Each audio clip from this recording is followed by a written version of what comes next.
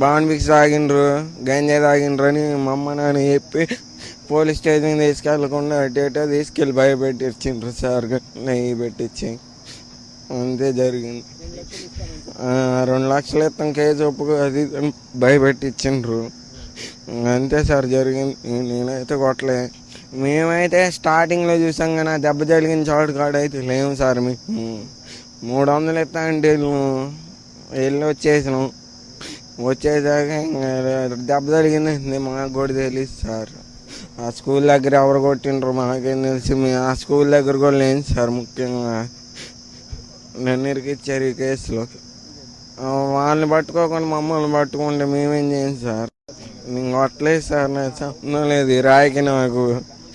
నేనైతే కొట్టలేదు. గన్లు అవి పెట్టించి భయపెట్టించిండ్రు పోలీసు వాళ్ళు. నేనైతే కొట్టలేదు. ఇంతే సార్ జరిగింది. నైట్ 11